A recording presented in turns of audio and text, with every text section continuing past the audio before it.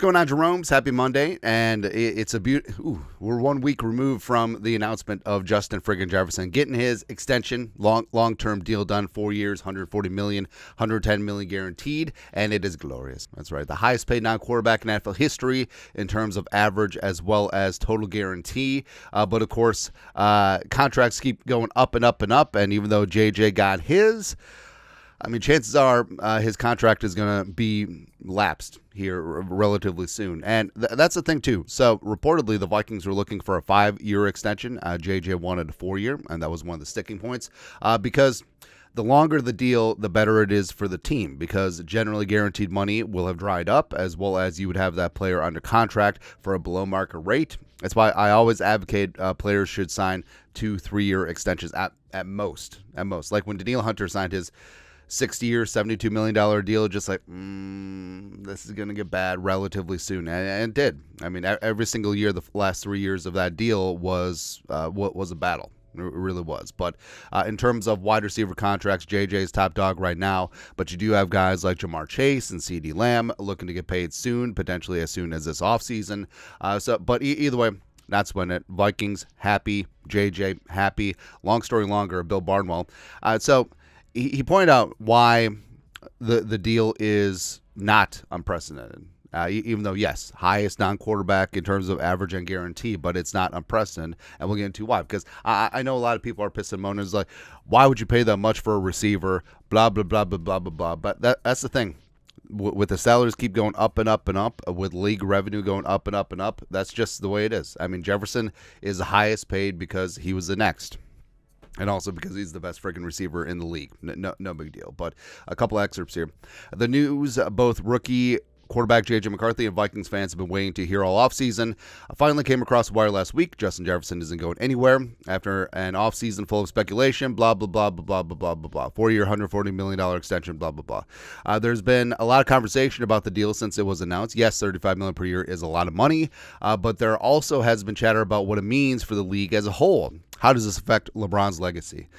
Is this a new era for elite wide receivers? Are the top stars getting paid too much? Should the Vikings have traded Jefferson? Of course, it always comes back to trading Jefferson. Idiots. And drafted a wideout to replace him. Oh, maybe they should have traded up for Malik Neighbors and then traded JJ. Whatever, not a thermos. Should they have waited for CeeDee Lamb or Jamar Chase, two other star wideouts eligible for extensions, to sign first?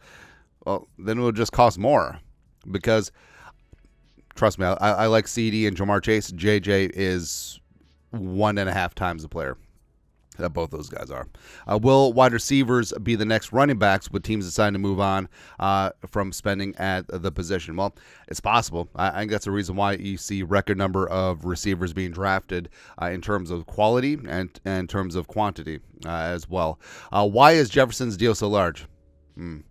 Jefferson's deal, on the other hand, doesn't have the same sort of fake money inflation that others do. Tyreek Hill. The structure makes it likely he will earn north of $30 million per year in actual take-home pay. In the absolute worst-case scenario, he will earn more than $93 million for 2 years. That's not going to be where the deal ends. Jefferson will earn just over $98 million if the Vikings moved on after 3 years, but more realistically, this will be a 4-year, $123.8 million pact before there will be real talk about what happens next. And that's exactly it, too, because not only... Because 4-year deals in the NFL generally are 1-year deals. I mean, sign and bonus, and then usually the first year of the extension is guaranteed. But Jefferson has heavy guarantees, practical guarantees. The third day of the new league year, blah blah blah, up through 2027. And so this is a fully meaty 4-year deal, which is basically a 4-year deal, or at least 3.5.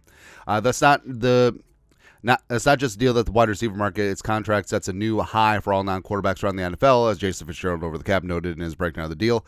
Jefferson's cash flow will see him paid far beyond the rates of other wideouts, and it either competes or tops what edge rusher Nick Bosa received during the first 5 years of his new deal with the 49ers. Bosa was a blah, blah, blah, blah, blah, blah. So basically, again, not just in terms of absolute numbers, in terms of cash flow, it really is an unprecedented deal, despite what Barnwell says. And the whole thing about it is like, he alluded to, the toilet paper, years on the back end of Tyreek Hill's deal, which made it $30 million per year, except it really wasn't. But this is, and also this could be precedent for other receivers and also other non-quarterbacks of getting heavy guarantees later on in the contract. That's important too. Is this an unprecedented deal for wide receiver? No, not really. With an average salary of $35 million is most in terms of sheer cash for a non-quarterback in the history of the league.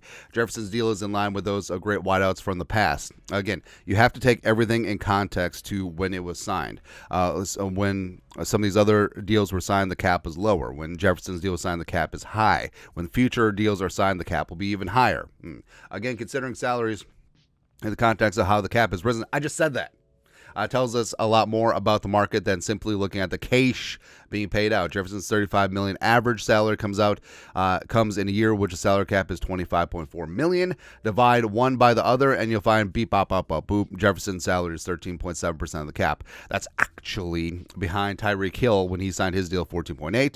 Davante Adams when he signed his deal, 13.8. Although we've covered the blah, blah, blah fluff on the back end of those deals. More realistic comparisons might be players who led the market a decade ago. In August 2011, Larry Fitzgerald, Holy Angels, signed a 7-year, $113 million deal against salary cap of $120 million. His massive extension averaged $60.1 million per year, which was 13.5% of the salary cap at the time. So it is relatively in line in terms of percentage of cap as the salary cap keeps going up and up and up. And also, later on in that deal, as more stream money comes in, it'll get way more digestible. It's just part of the business, right? But also, Purple Suasion put this together. Barnwell thinks that JJ's deal is going to get lapsed by some of these other receivers. CD, Jamar, Garrett Wilson, Chris Olave of the Saints. I mean, now if he has Derek Carr thrown to him, and then Puka eventually from the Rams. Quote, now that Jefferson has reset the market, though, the Cowboys will probably need to pay Lamb even more than his Vikings counterpart to get the deal done.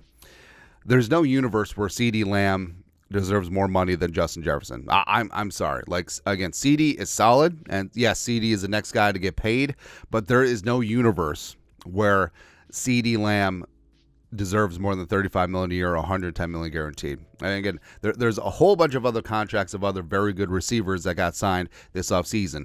A.J. Brown, Amon-Ra St. Brown. You look at Waddle. You look at Devontae Smith, Nico. I mean, those guys are more in line with the money. Jefferson deserves to be the leader in the clubhouse for a little bit longer. I think Chase might get something similar just because it's later in the process, but yeah.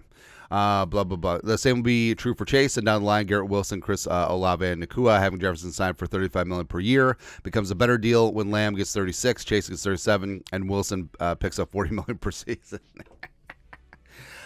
I don't know, man. Like, I feel like the gap between JJ and AJ is enough where I feel like there's some wiggle room there. And this also puts Jerry Jones in an unfortunate spot because I don't think that he wants to pay CD Lamb either.